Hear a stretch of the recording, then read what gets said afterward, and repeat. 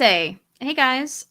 So I allowed my Discord server to pick the topic out of a selection of topics for this week because Jen is taking a mental health break for her own benefit, which is, that's always healthy, right?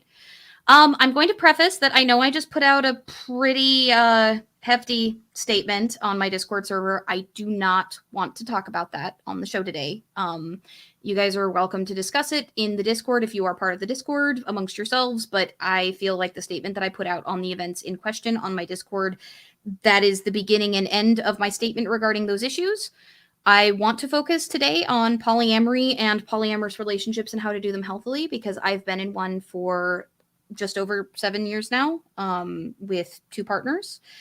And I feel like I've got a few insights to help the community out a little bit with their own potential endeavors towards a healthy polyamorous relationship if it's something they're interested in, or even if you guys are just curious about it.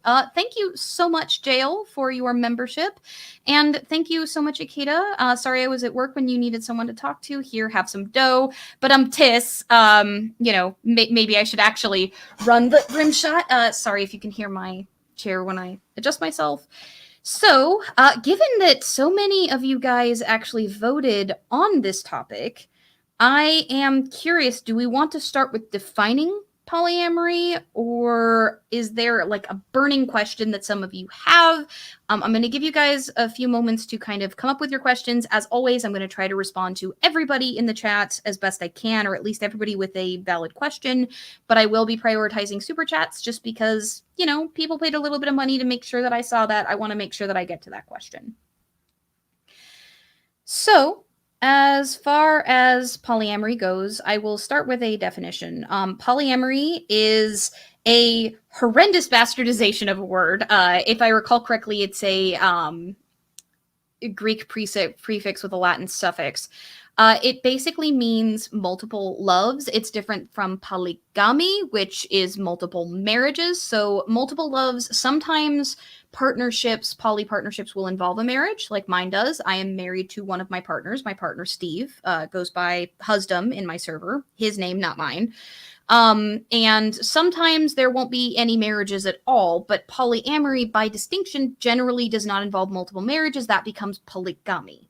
So when I talk about being in a polyamorous relationship, what I mean is that I've been married and we also have another partner. Some polyamorous relationships are organized differently from mine. There are 2 main classifications for them. The first is known as open poly, and that means anybody in the relationship potentially can be in a relationship with anybody that they want to. There's still usually healthy communication involved in that. Like, it's good to let your partner know if you have a new partner, but in open poly, that's not necessarily a requirement all the time, depending on the rules surrounding that, and we'll get into boundaries in poly in a moment. I'm in what's known as a closed poly relationship. That means that in order for another person to enter my relationship, there has to be some agreement. That means there needs to be consent and agreement and such. In my relationship, all of us have to agree that it's okay for a person to have another partner. Currently, all 3 of us are in relationships with each other. So I am in a romantic and sexual relationship with both of my partners. They have a romantic relationship with each other, but not sexual, because one of them is straight and the other one is bi. So that is how our relationship works. So I can't just go date anybody I want, and neither can they. We all have to agree that it's okay. That's one form of closed poly. Some forms of closed poly just involve, hey, informational consent. Like, hey, one partner needs to agree. Sometimes poly relationships have what are known as primary partners. Often, like in relationships involving marriages, have primary partners. I don't consider my relationship to have a primary partner. My relationship, I consider both my partners to be equal, which is why you don't hear me say husband all that much unless I'm specifically just trying to talk about him. I will usually say partners because I consider both my relationships equal. I have been with my husband for about 9 years, and Dana has been with us for 7 of that. Perks Up, thank you so much. I noticed that I missed 3 super chats, so I'm going to read those off really quick. Variants would be very interested in how to upkeep one, as I think I'm kind of similar to Jen in that I'm flexiamorous and pan. Bye. Who gives a damn? Also, cash tag it. Thank you so much for your super chat. Illusionist Kyoko says polyamory being made of multiple languages put together makes a lot of sense when you think about it. Ha! You know what? You're actually kind of right. You're not wrong. Kitty Cat Tara, $20 super chat. Thank you so much. Thank you. I'm excited to be able to have a deeper understanding. Thank you so much, Tara. So, while we're on the topic of, I guess, when you're talking about primary partners and closed and open poly relationships, this is where things can get a little bit murky because communication is absolutely essential to poly relationships. Being poly is not a way, and I'm going to stress this repeatedly throughout the stream, being poly is not a way to heal a damaged relationship. Don't do that. Like, if your relationship is already on the rocks, being poly is not going to fix it. If anything, it might make it worse, especially because of things like potential jealousy, which does occasionally happen in poly relationships. There's also a sort of opposite of jealousy that can get involved called compersion, where your partner is pleased and excited and happy to see, your like other partner happy, like to see you with another person. And that is a thing that can happen. But jealousy and frustration can happen too. And if your relationship does not have good communication to begin with before you embark on potentially becoming poly, or if the poly relationship that you might be joining as an additional partner does not have good communication within it, there's going to be drama, there's going to be stress, and it's not going to be fun. So core tenet of everything is communicate, communicate, communicate, especially if you are concerned about things like getting enough attention together, or, like your needs are not getting met or something like that. If you are having a hard time just as a normal couple, quote unquote, like, not that poly relationships shouldn't be normal, but as a, society standard couple, if you're having a hard time communicating, being poly is gonna make that more complicated because there's now more people that need to be communicated with. Another thing that I do want to talk about in terms of poly organization is that not all relationships are like mine, where everybody is with everybody else in some capacity. I've known folks like, for example, Cirrus's polycule back in the day. Some of the members of that polycule were dating each other and some were not. That is a potential normal poly relationship. You might be the only, you might only have one partner yourself and your partner might have additional partners, or you might have multiple partners and they only have one, or your partner, you might both have multiple partners, but your partner has a partner that you do not share with them because they're not interested in you. These are things that need to be discussed as far as comfort level before, again, embarking on becoming poly, because these are options that exist, but they're options and boundaries that need to be negotiated while the conversation about becoming poly is happening. So that's one of the big things that I want to stress is it's okay to not be okay, for example, if you're poly, with your partner taking on another partner in a closed relationship where that's a negotiation because you're, say, worried about your needs getting met.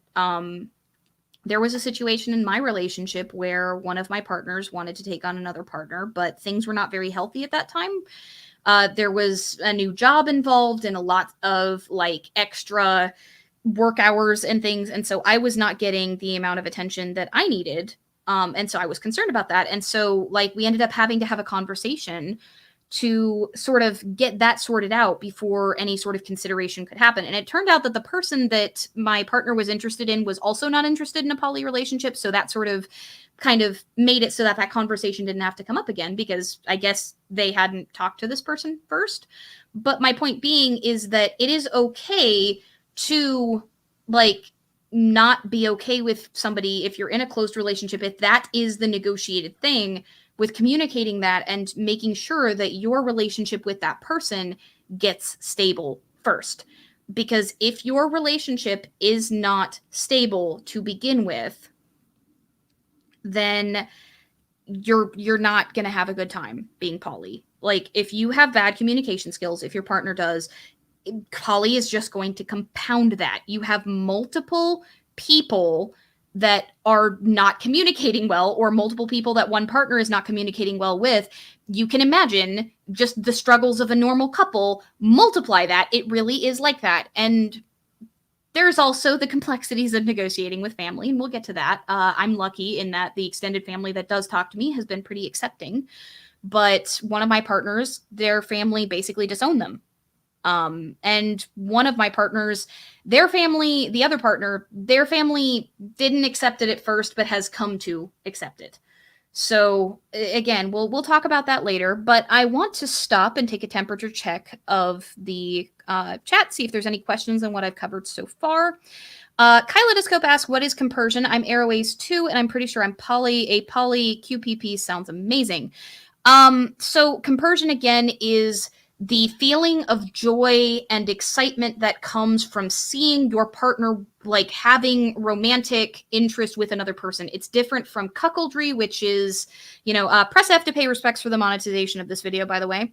It's different from cuckoldry, which is like the, sort of kink around watching or listening to a partner being taken by somebody else. This is the romantic sort of, this brings me joy that you are having joy. That is what compersion is. So let's see. There is the mountain of Fs. Let's see if I can find any more questions. If you guys have, again, any more questions, let me know on just what we've covered, and we can start to let me know which of the things that I've mentioned that you're really, really interested in. I can also talk about, if you guys are interested, my personal opinion on is polyamory a relationship style or a sexuality distinction, because I've got some spicy opinions on that, but I'm not going to make a definitive statement as this is what it is. This is just my experience of it, if that makes sense. I know some people who consider it to be one or the other, and so I know that not everybody experiences it the same, and there's still research being done on that. But I'm happy to talk about that if you guys are interested. Terralana, thank you so much for the incredibly generous $25. I'm poly myself, demi, trans, and lesbian. Thank you for this. My family wouldn't understand, and it gets really lonely sometimes. Yeah, it does. It can get a little bit lonely. Like, I am so grateful that Cirrus and I have been friends for so long, because even though Cirrus only has one partner right now, when we first met, there was a whole polycule involved. And one of the reasons we ended up getting close was because we kind of commiserated over that. It can be really, really difficult to talk about navigating sort of the struggles of being in an alternative relationship style to the sort of binary couple model that so many of us are taught, without a lot of, I guess, guidance.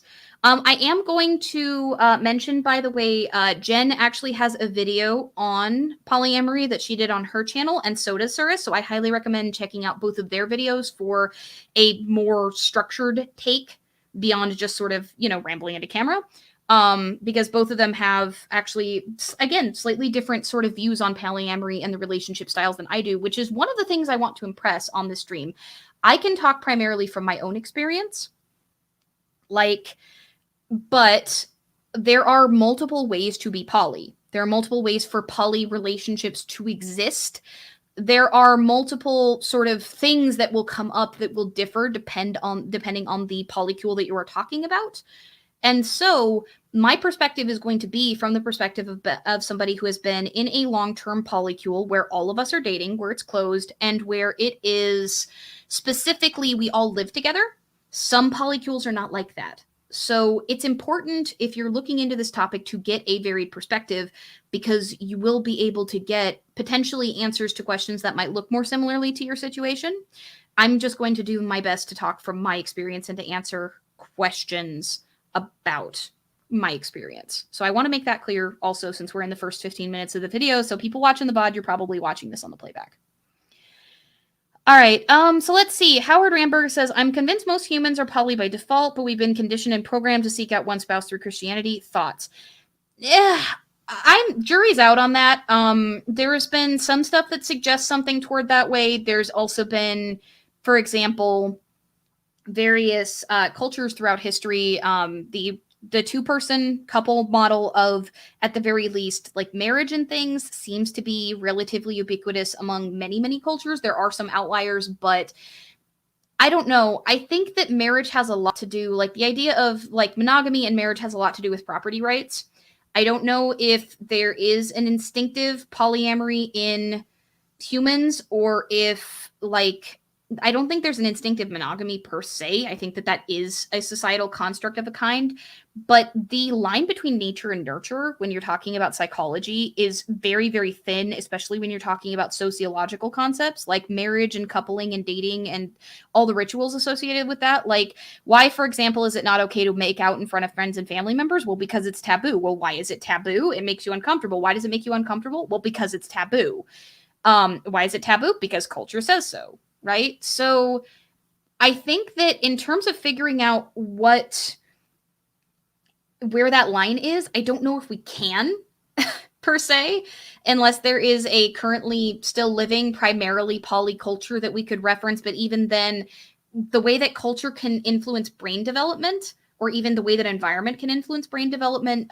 There's a very well-known study of taxi drivers in New York. Like GPS doesn't work very well in the heart of New York City. So they have massive visual spatial areas in their brains. Like they're extremely developed because they use them all the time.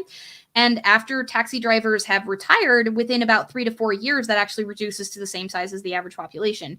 So like the way that you are exposed to culture and environment and the things you do can affect the actual physical structure of your brain. If that's the case, trying to figure out where the line between nature and nurture is on something as complex as interhuman relationships and how we organize them, I'm not sure if as a YouTuber I'm educated enough to answer that question, but I'm also not sure how easily we'll be able to find those answers through science. Like it seems like it's huge. Aside from Ethical Slut, any other good books on the topic? Ethical Slut is the one that I would recommend. Honestly, it's the one that I have read.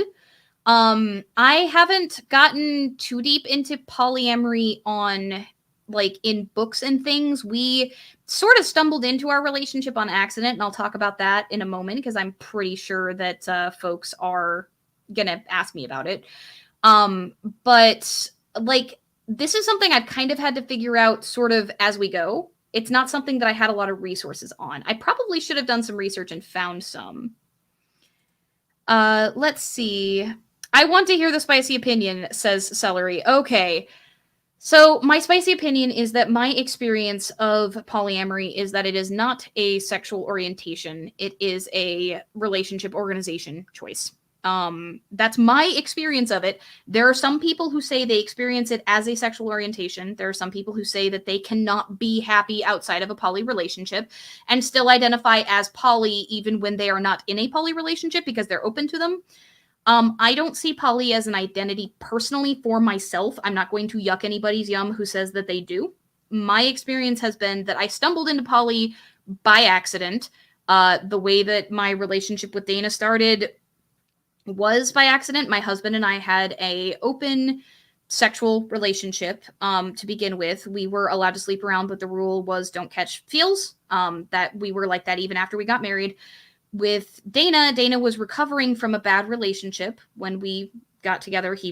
We had to fly him up to my house because he was living in the back of a van in New Orleans following a really bad relationship. And Dana and I had been friends for years, even prior to my husband and I meeting. So we ended up figuring out, he confessed to me that he had caught feels because we had been messing around. I confessed that I felt the same way. We put a halt to it. I had a conversation with my husband. My husband had a crush on him too. And so we ended up deciding, hey, let's try something a little different. Let's, close the relationship and it'll just be the three of us instead of having sort of the open thing that we used to have. And we've been that way ever since. It's worked for us. The agreement has always been that everybody has to agree if somebody new is going to come in. And that's kind of just the way that it has been. And again, we've had a lot of shit to navigate in between that. But because of that being my experience, because of the fact that I had only ever been monogamous prior to this, I don't see polyamory for myself as being a sexual orientation. I see it as a lifestyle choice that we made collectively. And as such, I don't understand from direct experience the attitude that somebody might need poly in order to be happy. But it doesn't mean that I'm necessarily going to tell them that they're wrong. It just means that for me, when I'm talking about it, I'm not talking about it as an identity. I'm talking about it as this is how my relationship works. And that's going to be the framing of the whole stream, by the way, if you guys are curious. So somebody asked, can there be cheating in polyamory? Yes. Especially closed poly relationships. Polyamory is not the same as open sexuality, and even within open sexual relationships, you usually do need to let your partner know when you're going off and sleeping around. Like, there are some that aren't, but especially if you are in a closed polycule like I am, if I were to go off and sleep with somebody other than my partners, I would be cheating. So would they. Like, without permission from the whole cule to start a relationship with somebody else, yeah, you absolutely can be cheated on. Again, communication is important. Clear boundaries are important. We have a very, very clear set of boundaries about how our polycule operates, and so do most others, because again, communication gets messy, and we'll talk about managing multiple relationships in a bit when we start talking about things like date days and stuff. There are 3 days a week that are very hard to get a hold of me, and you guys probably know which ones they are, because I occasionally will talk about them in places like Patron Chat or in Gen Chat. I'll be like, hey, I'm on a date day.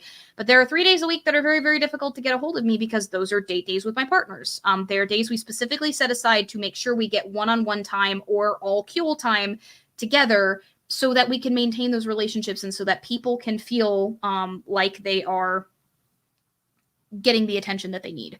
My date days are based off of the days off that my partners guaranteed have. So, like, because I work from home, because I'm primarily a YouTuber and an author, that's what I do, I'm able to be a lot more flexible about that. I can reorganize my weekly schedule around making sure that my partners get the attention that they need on the days off that they have. But it might be a little harder, and this might be a consideration if you're thinking about getting into a poly relationship. It can be a little harder if you have a normal hourly job where you don't have control over your schedule. So let's see. Although not about polyamory, would you consider doing a video on orphism? That is one of the topics angrily staring at me from the undone list. Is there a way to tell if it's best for you or if you're suited to be in a poly relationship? I feel like that's awkwardly worded, but it's the best that I could think of. So, I mean, first off, your instinctual response to thinking about being in a poly relationship, one of the best things that you can look at, and yes, I know I've got 2 floating super chats. I'm just trying to make sure I didn't miss any, other questions when I first asked for them. So forgive me that it's taken me a second. I see your $10 super chat, Fox Dog, and I see the one that just came in. So your instinctive response to thinking about a partner that you're in love with being with another person can tell you a lot. You might end up being able to ease into it even if you don't have a very positive instinctive response about it to begin with. But thinking about that and sort of projecting onto that, and also looking at your current relationship if you're in one, and seeing how you feel about either of you potentially having another partner, it's very unfair to your partners to be like, hey, I want to have another partner, but you can't.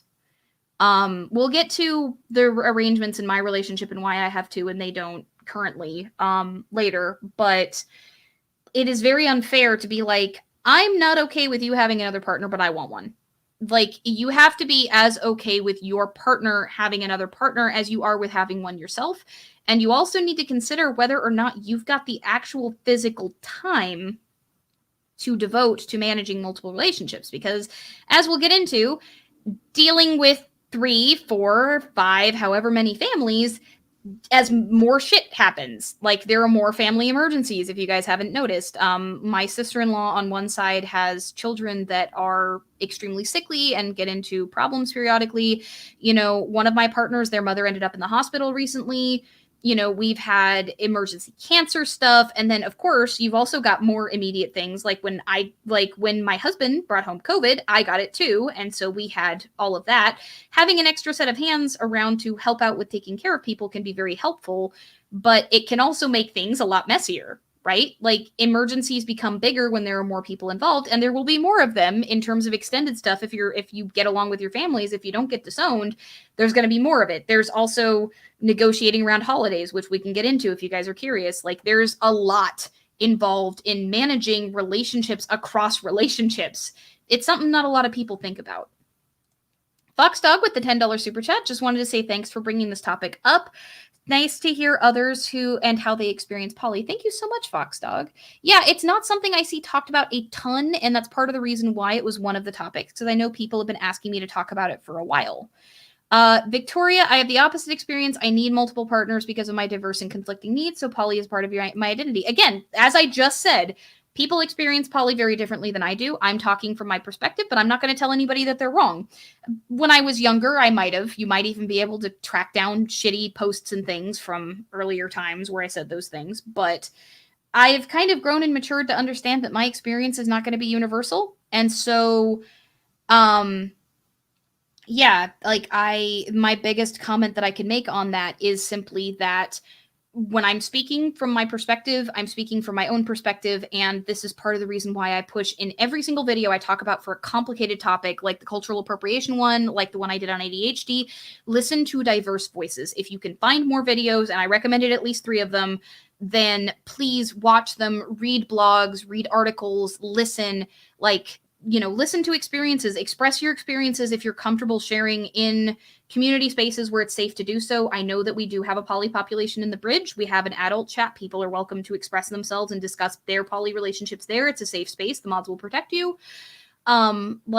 This is something that I think we need safe places to talk about this. And me coming onto my stream, it's not necessarily the safest thing. I get Nazis in the best of days, but that's what I have a mod team for, and they're excellent. Illusionist Kyoko, thank you so much for your $20 super chat. I see myself as polyam despite never having been in a relationship because loving multiple people at once just feels absolutely natural to me. I don't know. So the question of whether it's an identity is tricky. Yeah, like I said, it is an incredibly tricky question. My spicy take, which has gotten me in trouble before, is that's not how I experience it, so that's not how I talk about it. But I'm not going to stop somebody from talking about it if they experience it differently. So let's see. So we've talked a little bit about setting up a poly relationship. What are you guys curious about? Because like I said, there is so much to poly. Like we talked about communication being key. We talked a little bit about closed versus open. We talked about primary partners a little bit. I've hinted at stuff involving family and holidays and time. What are you guys the most interested in going into from here? Because there's a lot, relationships are complicated, right? Poly relationships are just more complicated because there are more people involved. So if you're interested in how we handle some of these things, I talked a little bit about date days. We can get into those too if you guys are interested. If there's something in particular that you're really, really curious about, I would love to hear in the live chat what you guys are interested in.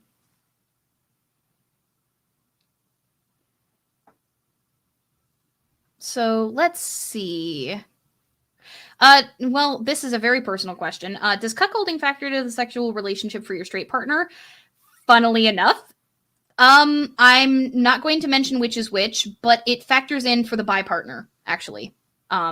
So yeah, that's a very, very personal question. If things start to get too personal about my partner specifically and their feelings, I'm not going to share anything that they have not given me permission to share.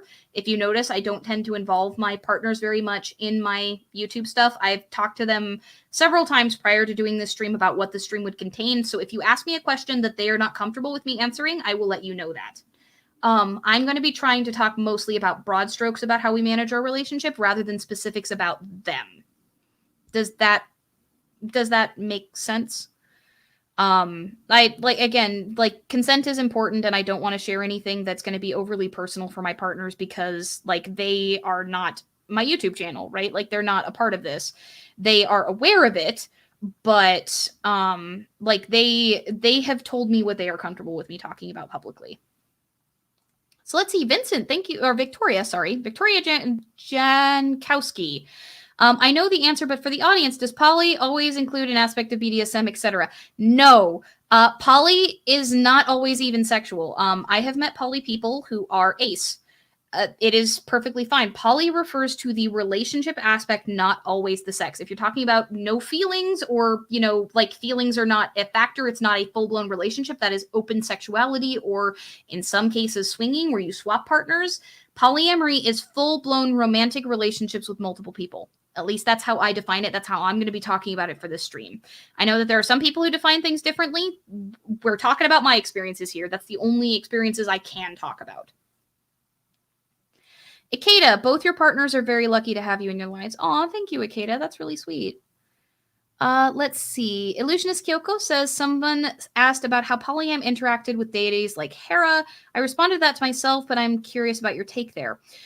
So the thing is, again, that comes back to kind of mythic literalism. Hera is a guardian of marriage and the sanctity of relationships.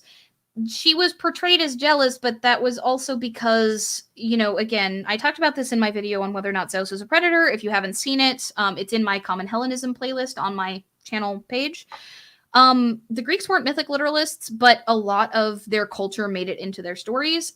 I've never experienced negative feedback from Hera. I worship her. I've prayed to her about issues with my relationships before.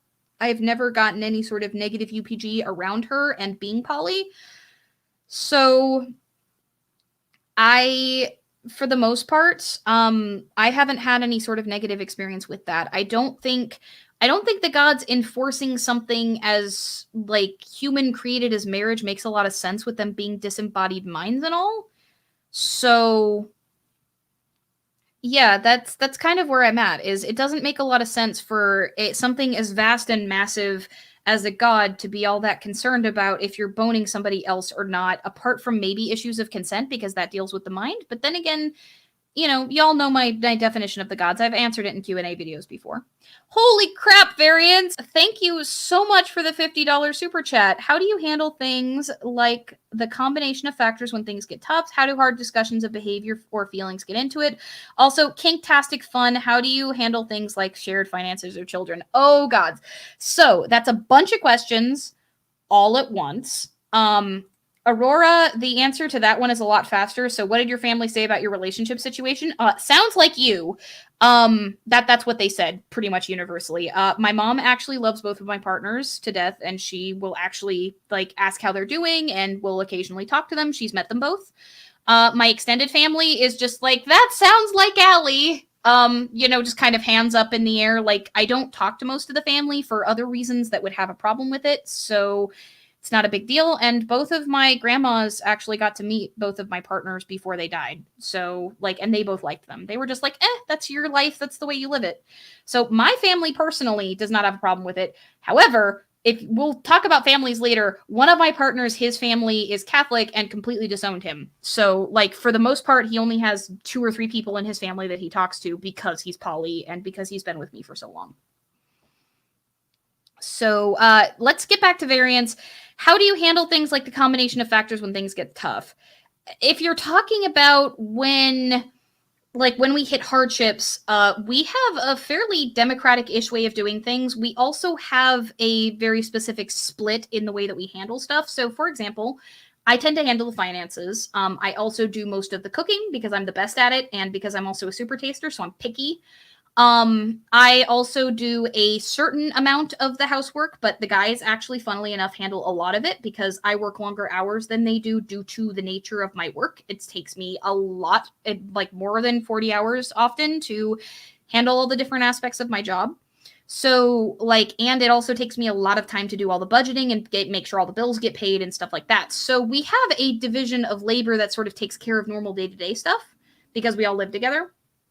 When you're talking about things like crises, for example, when we got COVID, we kind of segment that as well. When I get sick, whichever one is home will help out. And if they're both home, then whoever's nearby will.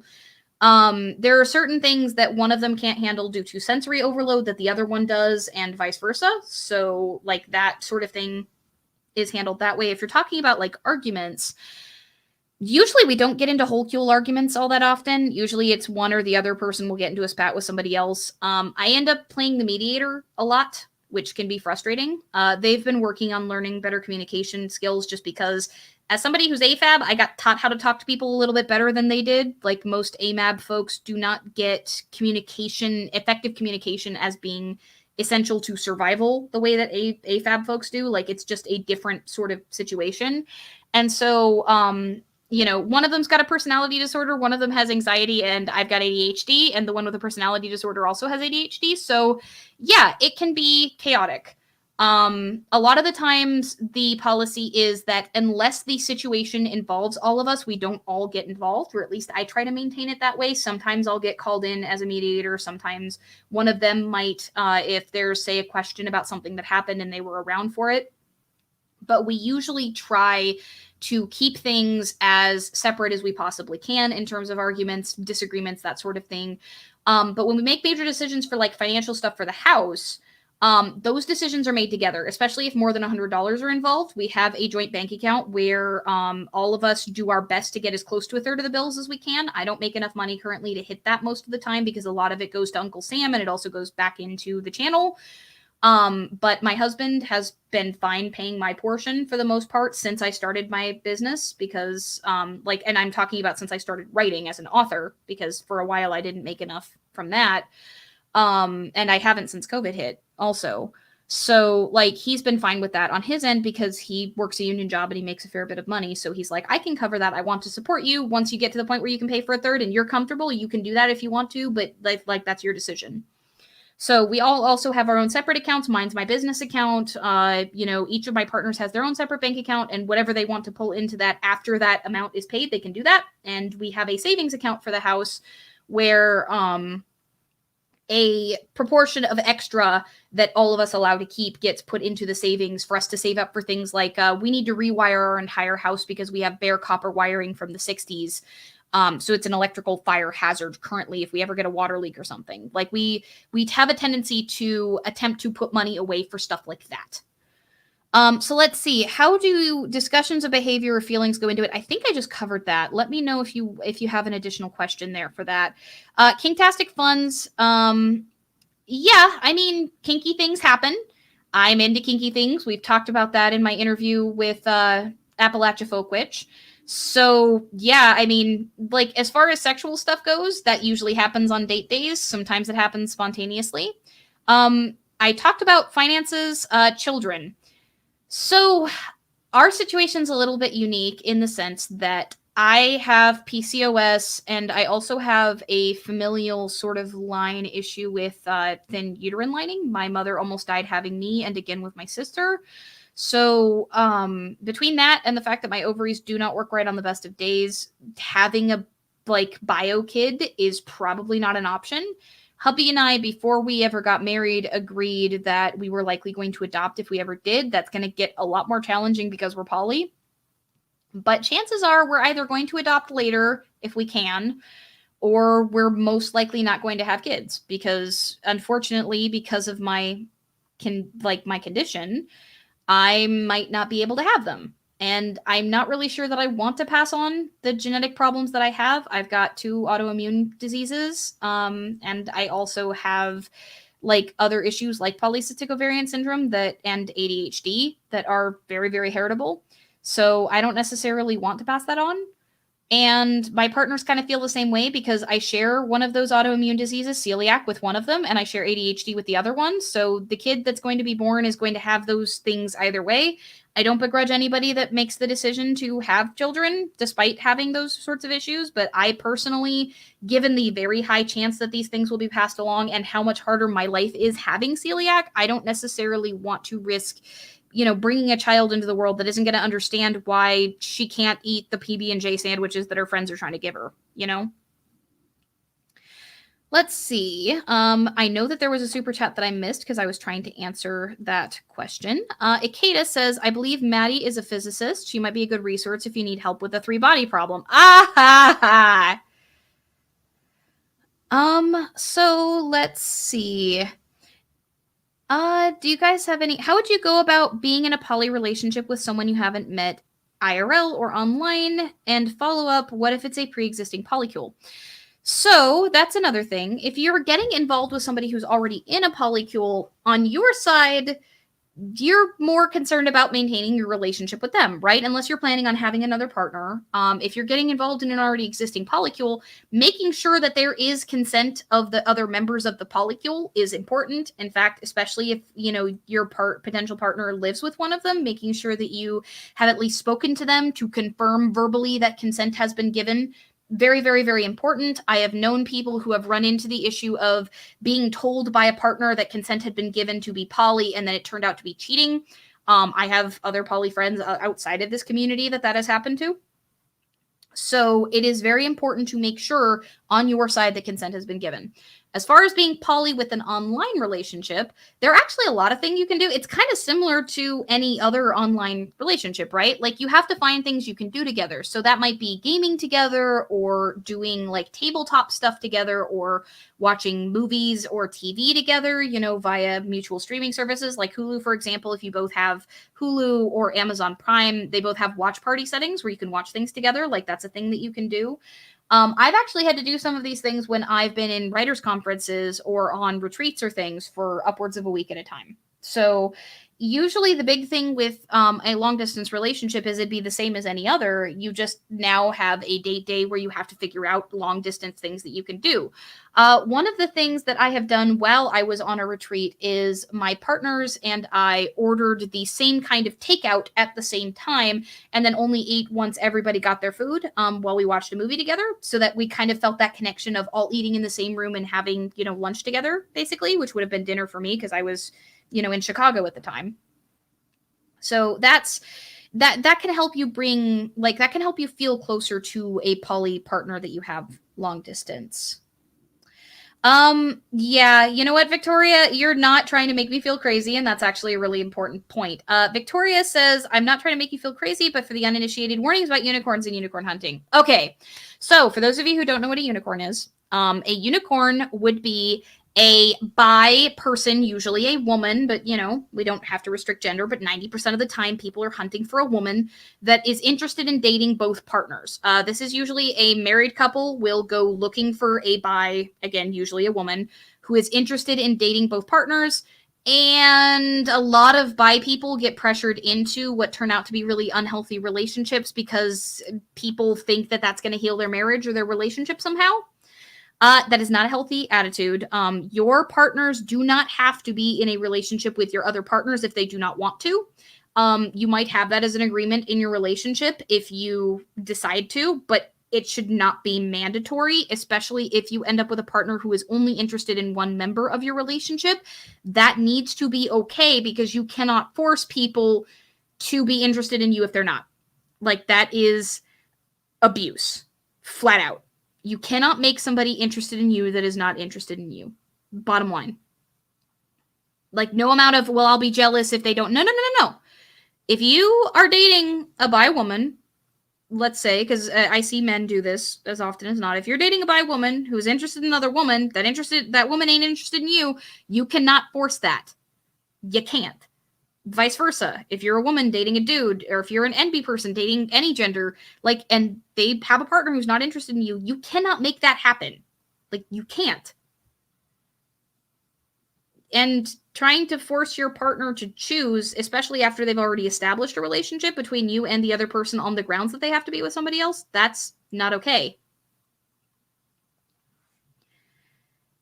So, Hope says, meeting partners to ensure consent. My corner of the queue will mostly trust people to represent their partner's needs. Honestly, if someone lies about that, basically nobody trusts them anymore. Yeah, that's fair, but what I'm talking about, somebody who might be entering a queue for the first time. As the partner entering the queue, it's important to make sure because of how often that becomes an issue, especially if you've never been in a poly relationship before. Kelpie says, just giving you love for this video. There's never enough talks about being poly. Thank you so much, Kelpie. Kelpie is actually an IRL friend of mine. She lives right down the street from me. So thank you so much. So let's see.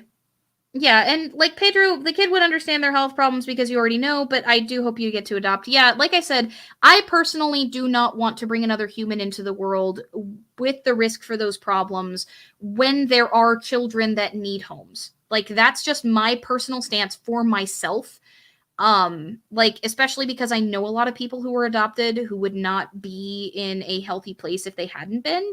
So for me, it's a minor sacrifice to and it's not even a sacrifice, right? It's not even a sacrifice. I would prefer to adopt because there's a very good chance that if I were to have a pregnancy that I could die. There's a very good chance that the pregnancy would have complications. There's a very good chance that the child would have major developmental issues because of PCOS and the way that that affects things. I would much rather give a child that needs a home, especially an older child. Like, that's just my personal decision. It is my preferred thing. I would actually rather adopt a kid than be pregnant because it just seems both safer and better for me personally. So let's see. Yeah, Victoria, this is a good point. I've seen a lot of uncomfortably young or freshly single women finding themselves in these relationships, and then they get cut off from the community at large because we are just jealous. Yeah, so that's actually just an abusive behavior in general. We are just jealous and like not letting you associate with friends or family or things like that. Or if you get into one of those relationships and it's closed and you're never allowed to have a partner, but they are, or something like that. Like, again, those are just plain abuse. That has less to do with poly and just more to do with being abused. The unicorn thing is a uniquely poly thing, but the moment they start controlling any aspect of your life, no matter what kind of relationship you're in, that is abuse. Like, no, you're not jealous of me going and hanging out with my fucking mom. You're not so jealous I can't have dude friends. If you are, then like we have bigger issues. So let's see. Yeah, with birth issues in the family, it's also family just as much. Yeah, I don't want to necessarily risk not being there for my partners anymore. I know at least one of them would probably fall apart. Let's see. Are there any questions that I've missed? If you have asked a question that I haven't gotten into yet, please make sure that you repeat your question because chat's moving really fast, so I'm having a hard time keeping up with it. So let's see. Let's get into family stuff a little bit because, you guys asked me about family things. While I wait for you guys to post your questions, let's get into family things. Like I said, I'm lucky. My family is pretty accepting, the part that I talk to. There's a reason why I talk to them, obviously. But one of my partners, his family was Catholic and is Catholic rather, and most of them have basically disowned him. He only talks to specific members of that side of his family. And yeah, like that's an incredible source of stress for him. And it is a very real possibility if your family is hyper religious. I can't necessarily recommend attempting to hide your poly relationship per se. If you can stay in the closet about it and you feel like that's safer, then attempting to do so might be good for you. But we didn't. And I don't have experience with trying to do so. I know that it can get harder and harder, especially if you all live together, to hide that. So if you are going to come out about it, make sure that you explain that it's not just a short-term thing. This is not just a phase, that you're not swingers. It's not just open sexuality. It's not about the sex, that it is a full-blown committed relationship. That's what we did. Parts of his family didn't accept it because it's against God and they're married. But there's not much you can really do about the judgment. Somebody asked me earlier if I've ever been discriminated against for being poly. I live in one of the most liberal areas in the country. I've been discriminated against more for being pagan than being poly. Most people are kind of curious, but the kind of questions that I get are really intense and personal. You guys saw the kinky stuff question earlier. Like, I know I open myself up to them, but I get them randomly from people who don't know me very well. And that's outside of being a public figure. Like, these are just people are, oh, you're poly, blah, blah, blah, blah, blah. What's your sex life like? And it's like, we just met. So just as a caveat, just because somebody's poly doesn't mean they're open to those kinds of questions. I'm fine with it because, again, I on stream, I'll just tell you no if I don't want to talk about it. But like, if you meet somebody in the wild that's poly, like being like, yo, do you like leather is kind of inappropriate. Like, just because they're different doesn't mean they need to tell you their life story. So again, reiterating, for the purposes of the stream, I set this stream up specifically so y'all could fucking ask me questions. If you meet somebody on the street, you don't do that to them unless they specifically tell you that they're an open book. And even then, don't, like, the sexual stuff is the most common questions. The more interesting ones are on things like finances, kids, that kind of thing. Like, those are far more interesting and also more useful. Like, as fun as it is to talk about, like, boning, like, there are other more interesting things. Don't you have about 600 kids on your server? I'm hoping that we don't have that many people lying to us in the 18+ chat, but yes, I get the joke. What are your sleeping arrangements? So one of my partners has sleep apnea and I cannot sleep next to his machine. So I actually sleep with the other one most of the time. But my situation is actually a little bit unusual. Prior to my partner getting diagnosed with sleep apnea, we actually used to rotate days as to who was sleeping with me.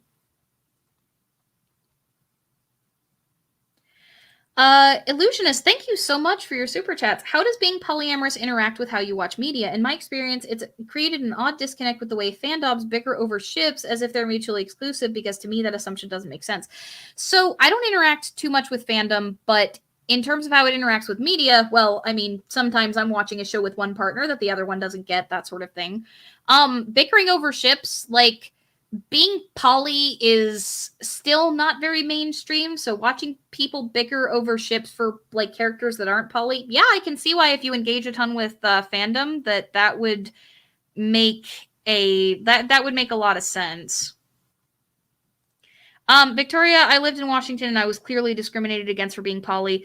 Yeah, I mean, I'm not going to say it doesn't happen here. I'm just saying that it doesn't happen to me all that often, because the groups that I tend to run in, I'm an author primarily, at least I was before I started YouTube. Like now, most of my income comes from YouTube. So, like, the circles that I ran in were pretty progressive. I didn't deal with that as much. Did I miss Jericho's super chat? Your thoughts on polyamory relationships in media, aka comics, animation, movies, plays, etc. So I rarely see healthy poly representation in media. Most of the time, poly relationships are portrayed often, usually it's a bi girlfriend who wants to have every boyfriend on the planet. I have not seen a healthy poly relationship portrayed anywhere, and it makes me really sad. It honestly makes me want to write more novels about poly people just to have the representation, and that's a really bad idea. But like legitimately, that's part of the frustration with being poly, is that much like bi representation, which is often, you know, manic pixie dream girls, because again, bi men are very rarely portrayed outside of, the only one I can really think of is freaking what's his butt? He's a Marvel hero, Deadpool. Like apart from Deadpool, you don't really see bi men all that often. Deadpool and Lucifer are the two that I can think of immediately. Like you see a lot of bi women, and a lot of them, like, they don't get into healthy relationships. They, you know, are often swingers. They don't like, their biness is exclusively new girlfriend every week in most sitcoms and shows and things, and it really makes me sad. Like, yeah. Hope, that's a mood. Like this show would be so much simpler if she just dated both of them, or if he did in that case. Let's see. Yeah, like MUI, that's kind of where I'm at. I barely see any depictions of poly relationships in media, and when I do, it's either always cheating or extremely sexual. Yeah, and there's also, even in real life, when you hear about poly relationships, a lot of the time it's somebody claiming that they're poly and not actually being poly. That happened in the atheist community not too long ago. They used calling themselves consensually poly in order to cheat. I'm not going to name who it was. I've heard about it through the grapevine. Yeah, one-sided poly is not a thing. Poly is consensual. You are not poly if you're cheating on your partner. I don't care if you have a full fucking blown relationship with your secretary. If your partner didn't consent to that, you're cheating. Like, that's all it is. So, let's see. Are there any more questions? We can kind of start to get into other things if you guys are curious. The love triangle is a pet peeve of mine too. You know, I don't have to deal with that. I have two wonderful men that I love dearly. I am still bi, by the way, despite having two wonderful men that I love dearly. But unfortunately, because of the unicorn problem, bi and poly are a big red flag for other lesbians potentially, or other bi people. Like, there's always the worry that that's what's going to happen, and so it's actually a lot harder to be a, you know, bi AFAB person looking for a female partner. Like, it's just more difficult. It's a lot easier to find men who are interested in poly relationships, but like, that's at least been my experience. So let's see. I was saying one-sided in the respect to the media badly representing. That's fair, but I mean, again, there is still no such thing as one-sided poly. Let's see. How did you learn that you were poly? Well, again, I covered this a little bit earlier. I don't consider poly to be a orientation, at least not for me. I gave, if you go back and you watch the beginning part of the stream, I talked about how my relationship began like to be poly because we were actually not monogamous. My husband and I were married, but we were open sexual with not allowed to have relationships. So kind of the polar opposite of what we are now. But then after certain events happened with my other partner, we ended up deciding to be in a relationship with all of us, a closed poly relationship. How would you approach writing healthy poly characters in fiction? Pretty simply, actually. Make sure that their relationship has some bearing on the plot, meaning like that there's a reason for them to be poly. You're not just writing a poly character to write a poly character. There's a reason for it. But also show healthy communication, show some of the messy stuff, but don't focus exclusively on the messy stuff. Show like the extra stuff that goes into it, like the, intimate moments that happen, the communication, show some of the arguments, but don't dwell on them. And most of all, make sure that it's clear that these are long-term relationships that have existed for a while.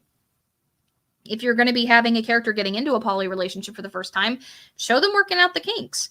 Like, you would want to approach them the way you would any other character, but make sure that what you're representing of being poly is accurate to the experience of being poly. Talk to poly people about what their relationships are like. Don't just make arbitrary decisions about them just because they're poly, and don't make the drama around being poly the center of the story unless that's what you were already intending to do.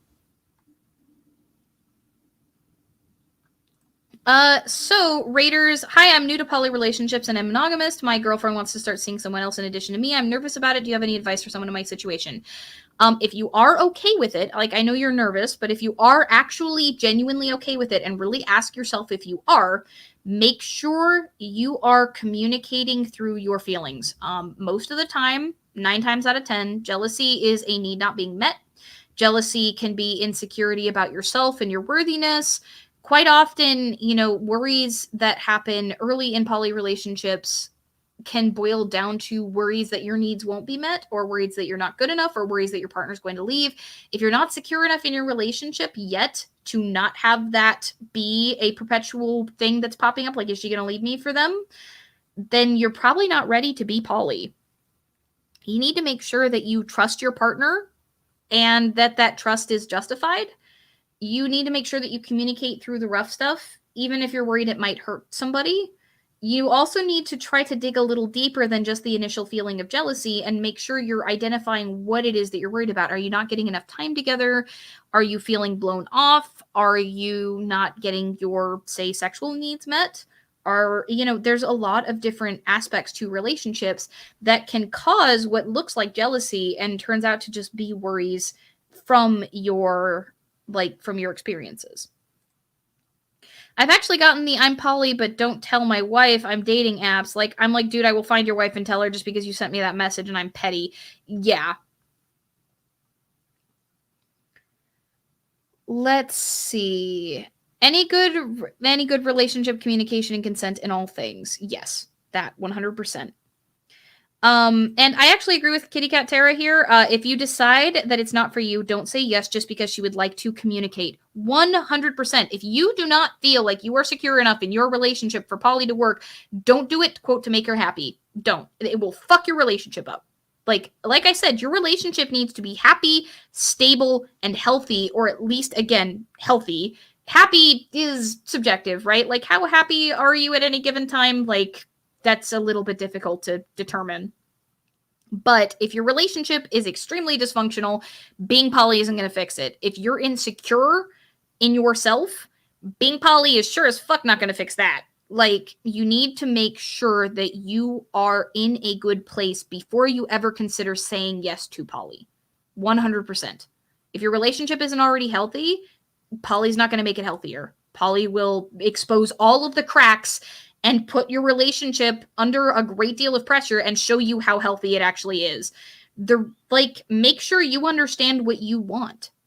Make sure you know what it is that you want for yourself. Because the thing is, if you get into that relationship and then you try to take it away, you're going to have problems and you might lose your relationship. Like, it is extremely unfair to consent to something and then withdraw it. That doesn't mean you can't. It means make sure you actually do the footwork leading up to the initial consent, because otherwise you're in for a world of hurt. Are there any decent books into getting into a polyamory relationship? The whole thing sounds very complicated. Problem is, the problem with recommending The Ethical Slut is actually a very good book on that. The problem is that no book can really tell you how to navigate a poly relationship. Like, poly relationships are really just relationships, but there's an extra person. And, or 2 or 3 or 5. Somebody asked me, how big can a polycule get? Personally, I don't know if I could handle another partner at this point. Like, I mean, maybe I could handle 3. Like, that'd be the most for me personally. I think that how many partners you can handle in a polycule, well, it depends. Are you talking about any individual partner having how many partners? I know 3 is my max. Like, I can only handle 3. That would be it. Anything beyond that, I'm introverted. I already have a hard enough time sometimes managing multiple date days and the attention needs and crises and stuff that come from having multiple relationships. So much more than 1 more partner at max would be far too much for me. But if you're talking about how many partners can be in a cule, well, theoretically, you could have 1 partner who had 2 partners, and one of their partners has 5, and one of their partners has 3, and blah, blah, blah, blah. Like, you could have a polycule that spans across the globe, potentially. So, like, how many partners can an individual have? It really depends on the individuals. How big can a polycule get? It depends on what you count as the polycule. Are you talking about the polycule of the individual? Or are you talking about how many relationships are chaining off of this polycule? That's a little bit of a difficult question. Victoria is absolutely on point here, though. Any class or book on communication skills, both personal and business, would actually be useful. Books on relationship management skills and things that are not like stupid red pill garbage, or not like, this is what sex roles are. Like, no, fuck all the way off the cliff with that. Like, any really actual helpful relationship books and things can be very, very good for that. Finding a therapist who is open to poly is another really good thing. Like, you're going to need a therapist at some point. You might not need couples counseling or throuples counseling or however many polycule counseling. But having one who's experienced with poly relationships that might be able to help you personally navigate your part in them is going to be paramount, especially if you're already receiving counseling. Tirlana, to be honest, I've never even dated. Let's just call it decades of bad luck. It's hard being all I am with my family and all. I'm so sorry, Tirlana. So you're not interested in a polymer. Well, I mean, I'm surrounded by polymers. Like, last I checked, there's a ton of plastic sitting near me. We've graphed my cule out to excess of 250 people. I forgot whether it's currently on 2 continents or 3. Yeah, see, that's what I was talking about. Like, it depends. Are you talking about your polycule as in, like, you and your partners? Or are you talking about your polycule as in, like, how much can you chain it out? Mine is pretty simple. It's confined to my house. But, like, you get too much bigger than that, that's where you start being like, well, what counts as the polycule? I have never met this partner's partner's partner's partner's partners, and that's possible. So let's see. I have often been the third in a few married couples poly relationship, and every time the wives get jealous of their husband's emotional involvement. Is this a common thing in the realm of poly relationship?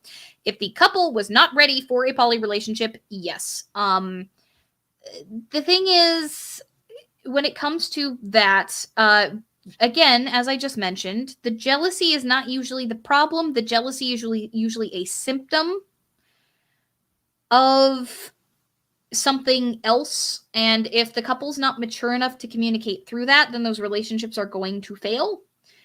A lot of married couples, again, try to believe that they can find a unicorn that's going to fix their marriage, and because of that, that's where you get a lot of those problems from.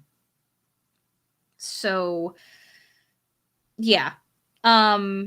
Let's see. Raiders says, thank you for the advice. I'll be meeting her for coffee tomorrow. I'll be sure to talk about how I feel, and we'll definitely go over everything in detail. Yes, plan this out and know that this does not need to be an immediate decision, that you guys do need to take the time to figure out how this is going to affect your relationship, how this is going to affect you, how this is going to affect her, and whether or not you are actually comfortable with it. Your comfort matters. You should not be forced into a situation where you have to choose between your comfort and her quote unquote happiness.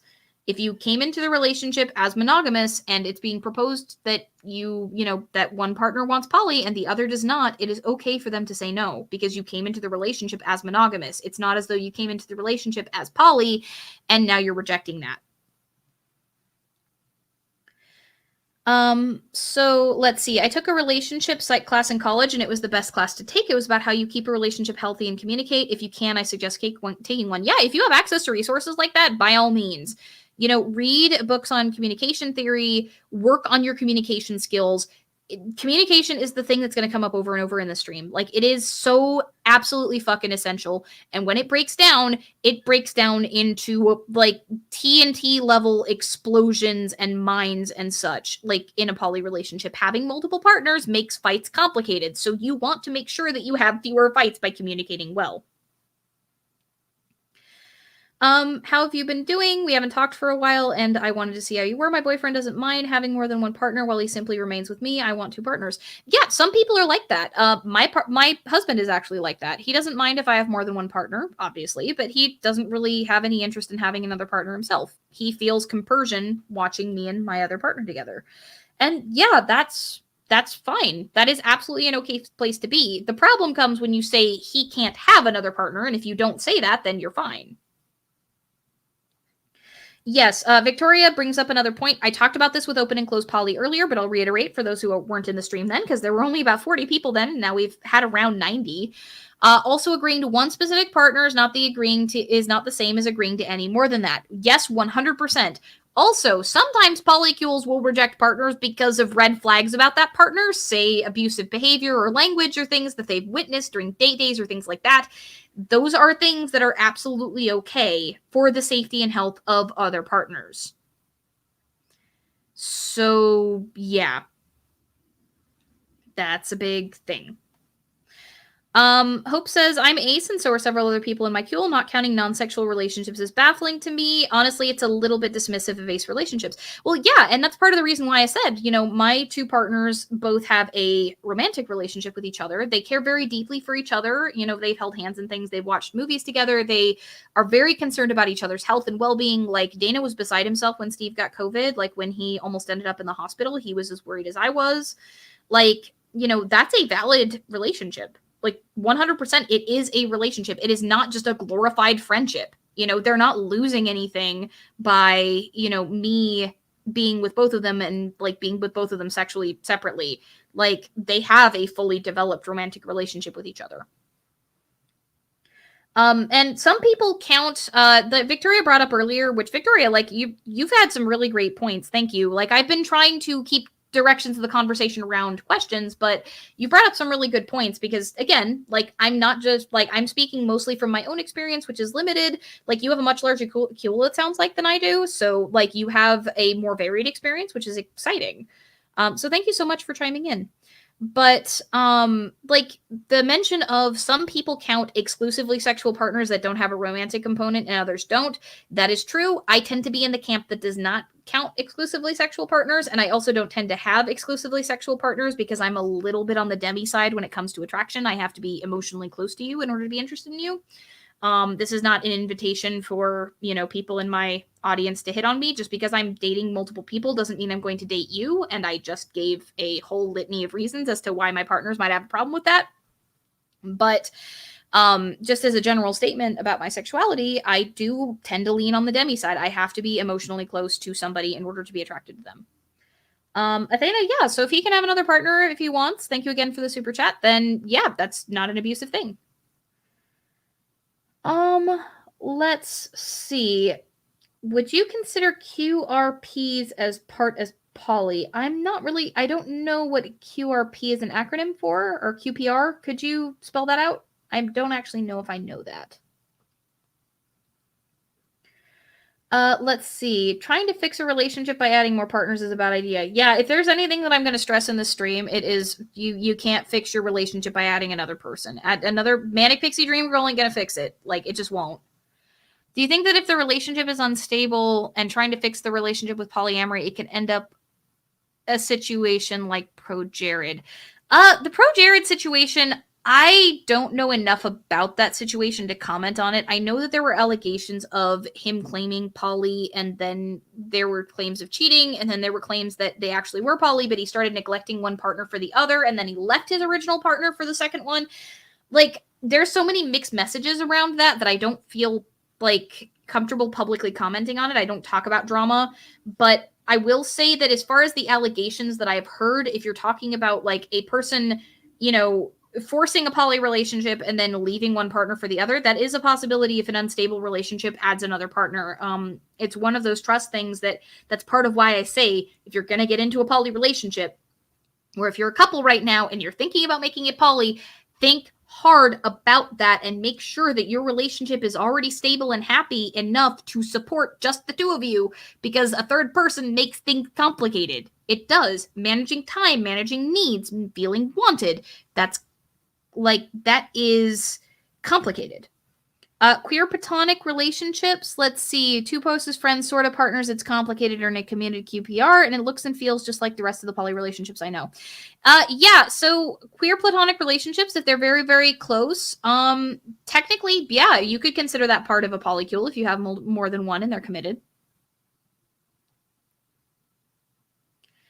So what you consider part of a polycule or what you consider part of a relationship, as in, we either romantic or not, that is subjective. My personal experience is that I don't consider any of my close friends to be a part of my polycule. I just have the three of us. Romantic and sexual component is definitely there for me, but there could be people who do consider those as to be part of a polycule. And again, I'm not going to tell them no. Like, it's just, that's not something that I would be considered a part of mine, because that is where I'm at. So, yeah. Let's see. You always get people who say it's not a part of it. I just let live and yet live. Yeah. I mean, people legit will try to reclassify any kind of relationship as not being important or valid. It's the same thing. Like, I have several close friends that I treat as family, which means that I treat them very similarly to my partners in terms of prioritizing their needs and that kind of thing, like emotionally. That doesn't mean that there's any sexual or romantic component at all. It's just a difference in the way that I culturally view those kinds of very, very, very close familial sort of friendships. These are people that I would, consider kin, that are very, very close. Like, the prioritizing somebody on that level doesn't necessarily mean that I'm interested in them as a partner romantically or sexually. It just means that I have that closeness to them and I want to help them if I can. And it means that if they need me, then I'll be there. Like, there's a certain aspect of that I have to abide by because of my own values. That would probably be the closest thing to that I've ever experienced. But there's this idea that anything other than a romantic or sexual relationship automatically is devalued by society, and it's really sad, honestly. Like, especially men, like AMAB folks and people who identify as men. There's this idea that in masculinity you can't be intimate. And I mean, again, intimate doesn't just mean sexual. Intimate can mean vulnerable. Intimate can mean close. Intimate can mean things like physical touch. Men are deprived of these things. AMAB folks in general are deprived of these things. And to me, that's sad. I feel like people should be able to value a friendship the way that they would value the way that they would value something else. And if you're calling it a queer platonic relationship, if that's something closer than a friendship, but not quite romantic, again, there's a reason why these labels and things exist. It's to describe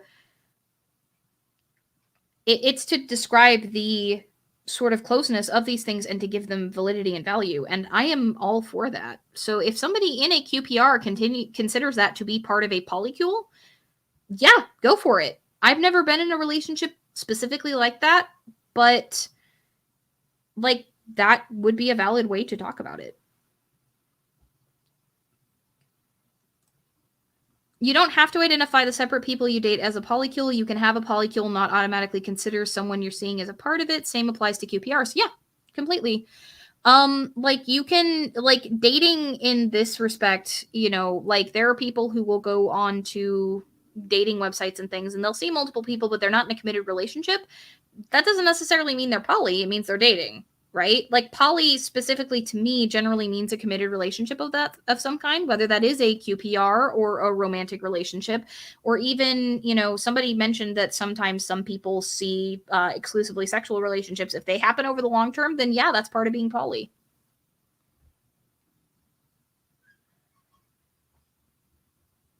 So let's see. Men in Spain, Italy, etc., are more open to being touched by other straight men. Yeah, that's actually probably a positive thing. Honestly, like I think that men in America, especially, are just deprived in terms of like intimate physical contact, and it's really sad because again, intimacy does not always mean sexual. I say intimate, people immediately think of the bedroom, and that's not what intimacy is.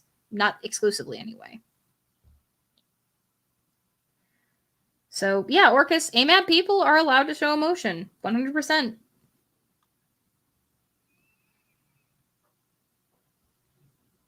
So let's see. Are there any other sort of questions that you guys have? Do you guys have any, like, is there anything that I haven't gone over that I've mentioned? Like, we're at about an hour 15, and I don't have a co-host currently to bounce off of because, again, mental health maintenance is important. So, are there anything, like, any questions that I've missed or anything that I've touched on that you guys want me to get into a little more? Let's see. Athena, it's a little uncomfortable to super chat me stuff that's a little bit personal. Can we catch up one of these days? Maybe. I mean, I've just been really, really busy. You can ask any of my friends that I work with. I've just been off the grid a little bit. There's been a lot of stuff going on in my personal life, one of which I talked about in my announcements section of my Discord server earlier. Again, not discussing that during this live stream, but there's been a lot of shit going on. I just haven't been around very much for pretty much anybody. I haven't been answering most of my DMs for the most part, and I've been a little bit less active in my comment section just because things have been complicated and messy and busy because there's been a lot of shit going on. Orcus, I'm glad. I'm glad that the info gave you some help with writing your poly characters. Pretty much only open to QPRs at the moment. Even then, not really. I think. Is that you talking about yourself there, Celery? Let's see. Putting this out there, recognize poly relationships in regards to the government. I mean, yeah, so that's a big thing. Legal rights with poly. That's something that I actually probably should get into. It can get really complicated if there's a marriage involved, property rights and stuff, unless you specifically set up a will that includes all of you, notarized with a lawyer and everything. The marital spouse inherits everything if the spouse dies at least 5 years after that you've been together. It's frustrating, but you have to take care of a lot of legal stuff. Having discussions about who's going to be the authorized medical representative gets messy, especially if y'all live together. Often in things like the pandemic, visitation rights, marriage and close family only. Dana couldn't visit me when I ended up in the hospital. That can be a struggle. Fighting for governmental representation is something that I think does need to happen. In terms of how exactly to go about it, that's the complicated legal question that Jen's going to be going into law, so hopefully she'll be able to answer fairly soon. I just know that currently legal rights and poly relationships suck ass. There's not a lot of like legal rights you have in a poly relationship. So unless you're married to one of your partners and then that partner gets them all. So figuring that out is a struggle, and it's something that needs to be talked about regularly once you've been in a poly relationship for a certain amount of time to where these things come up. So especially if you're dealing with kids, like T Gene says we went to a lawyer and drew up contracts after the kids were born. That might be a good thing if you're in a long-term poly relationship, especially if you live together, because kids are going to know multiple parents. So how does custody work? Well, biological father and mother, if there is one involved, because polycules don't always involve men and women. Sometimes they're people of other genders. Sometimes you have queer relationships. You have LGBT polycules, 3 women, 3 men. Some mix, right? Like, their laws around surrogacy get messy, let alone if you're dealing with a poly relationship. Making sure you agree to things ahead of time is going to be very, very important. A close 3-person colleague I'm friends with recently worked with a poly-friendly lawyer to get all their legal rights set up as equal as possible. Yeah, it can be done, but when it comes to things like medical rights, that's where it starts to get really messy because hospitals often do not like hearing this person has more than one partner. Even if you're awake to tell them, they don't care. Like, it's really, really annoying. So let's see. It says Hope had a thing. Don't think I've ever asked before. Are either of your partners also Hellenists or possibly other sort of polytheists or pagans? Do you practice religion together? That's a great question, actually. So one of my partners is a ceremonial magician. The other one is, for lack of a better way to put it, a polytheistic agnostic. He's not absolutely sure that gods exist, but he will occasionally practice with me. The ceremonial magician does not usually. When it comes to really big stuff, like when we have our pets die, they actually will participate in things like funerary rites and stuff like that. The polytheistic agnostic will occasionally join me for worship and stuff down in the temple room. The ceremonial magician practices by himself for the most part.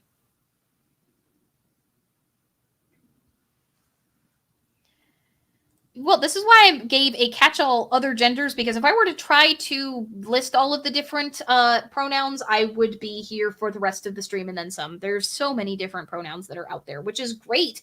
I'm glad that people are finding, ways to identify and to express themselves, but trying to keep track of them all is a trip. Generally it's best to make sure you use the pronouns when you're told what they are rather than trying to list them all off when you're being inclusive, because at some point it starts to get a little excessive. At least just for trying to list off the different sort of combinations you could end up with in a polycule. Why do hospitals hate poly relationships? Because legality is complicated. That's why. It's very simple if you're married to have one person who's making that decision, or your parent does. Like if you're married, it automatically goes to the husband or wife. If you haven't been married for long enough, it goes to the parents. It's a lot more complicated when you've got two people now arguing over that decision. So the hospital will default, if you're married, to one or the other or to whoever you've named. Usually hospitals don't like it if you try to name more than one person, because it makes decisions complicated. Like, it's bad enough when parents fight about it. So again, that doesn't necessarily mean that it should be that way. It's just that seems to be the attitude. Yeah, again, I got lucky. My counselor has experience with poly relationships and has done an excellent job with us. And Steve's counselor does too, actually. So we've gotten lucky. But yeah, in a lot of places, it really is hard to find a relationship counselor that has dealt with poly relationships. You kind of have to go looking specifically for that. Yeah, and Keegan brings up HIPAA and paperwork. Yeah, that shit gets complicated. So let's see. The laws around next of kin are really, really strict. Yeah, the laws around next of kin are really, really strict. Thank you, Kana, for saying that I'm awesome. That's really, really kind. So, do you guys have any more questions? We're getting close to about an hour and a half. That's usually about how long I go for my solo streams. I feel like I talked about a pretty broad range of topics. We talked about family stuff, we talked about kids, we talked about money, we talked about communication over and over, because I'm a hammer that home. If you ain't communicating well, you don't belong in a poly relationship.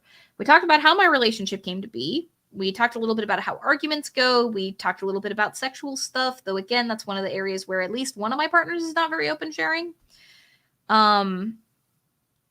Let's see. We talked a little bit about the way to communicate with poly people that you find out in the wild. We talked about representation.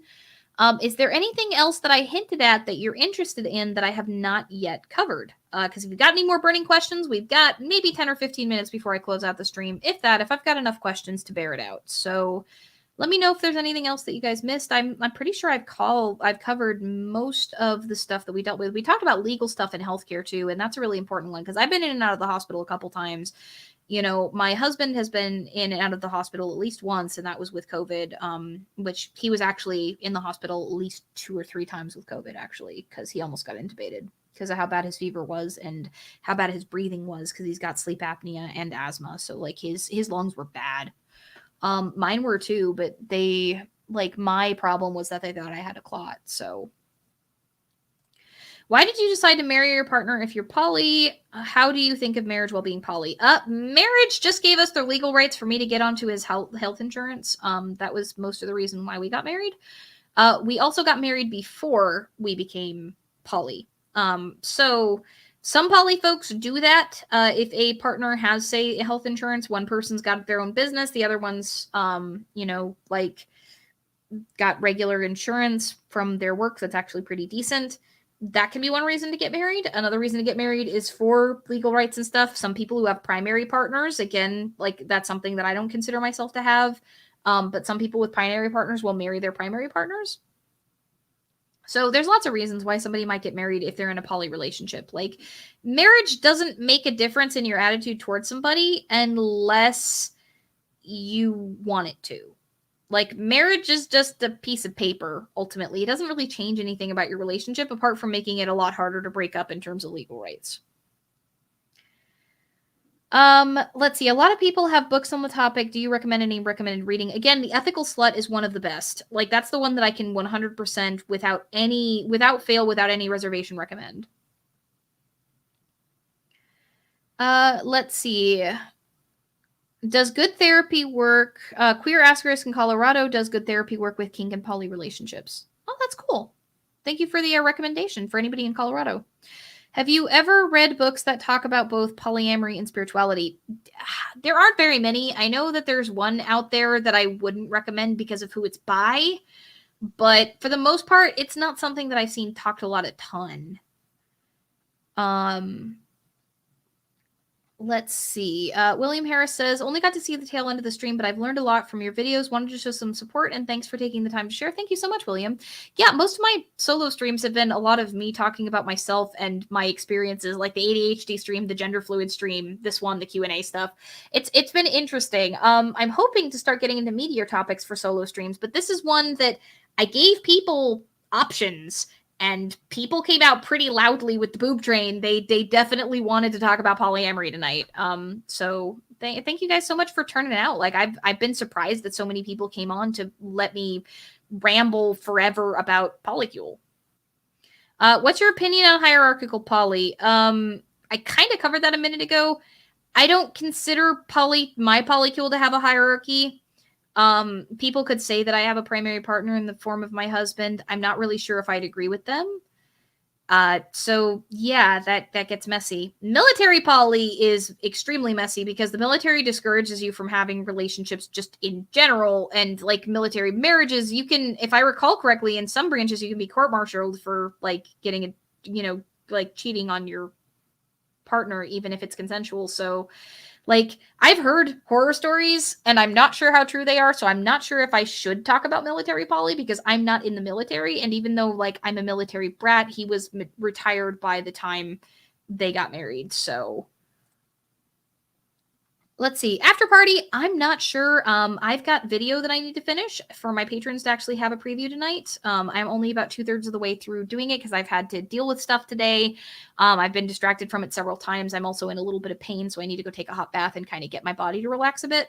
So I'm not really sure if I'm going to be doing an after party. Probably not, because I have to get that video done, and that's really important because my video this week, for those of you who are curious about the shill portion, I'm talking about the language we use to describe the gods, so things like domains, aspects, and epithets, what they are, and how it's really easy to get trapped into overly simplistic conceptual versions of the gods, and why that's a problem for your relationship with them. So that's going to be my video for this week.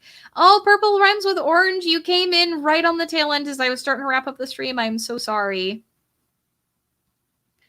So let's see. Yes, Polly can work in the military. When my first wife was murdered. Oh, I'm so sorry that happened. 2 of our partners were active duty and got to go to the funeral. It's very complicated. Yeah, it is complicated. I can't talk authoritatively on that. I don't have experience with it. I would suggest talking to folks in the military that might be poly. Are there any good podcasts or YouTube channels on being in a poly relationship? I'm not sure if there are dedicated channels that I can recommend, but I can recommend the video that Jen did on poly, and I can recommend the video that Surus did on poly. You can look at on both of their channels, look up Surus Polyamory or look up Jen Polyamory. They both do a really good job of covering their particular takes on polyamory and their experiences with it. And I would highly recommend looking at a diverse perspective. Let's see. It helps with understanding on how to care for other situation. Thank you. Thank you so much. I'm glad that it's been helpful for you, Keegan. Is there anything you can do to make things easier for you personally or professionally? Not really. You guys are wonderful. I have an amazing fan base. Like, you guys have been fantastic. Like, our community is awesome. Honestly, there's not much that can be done. Like, things just get messy in your personal life sometimes. Like, sometimes you just kind of got to deal with it. Like, it's just a matter of I need to focus on getting the things done that are important and dealing with the stuff that I have to. Ooh, excuse me. I ate an orange right before the stream, and I guess it's coming back to haunt me. But yeah, that's kind of where I'm at. Is I just need to deal with stuff. Like, there's not much that anybody can do apart from thank you guys for being so understanding. Yeah, a lot of poly videos are about how it's bad or it doesn't work or it's bad, wrong, etc. Yeah, and again, I stressed really heavily that like you need to make sure it's gonna work for you by like doing the planning that you need to do to make it work. But like again, it can. I've been in a relationship for 7 years that is poly, 7+ years. Like it does work. You just have to work your ass off to make it work. Like it is like you can't laze off in a poly relationship. I'll put it that way. So let's see. What do we have left? With the military, it depends on what branch and status you are. Yeah, again, I'm not talking about the military. I've heard horror stories from poly people and I've heard other stuff. I don't know what is true or false within that, so I'm just not going to talk about it. But yeah, let's see. If you go back far enough, I'm in Polly Weekly's Hot Tub Cast. Not gonna say which one I am. Oh, that's so cool, Heart. That's so cool, Hope. It sounds like you've been an activist in the poly community for a while then.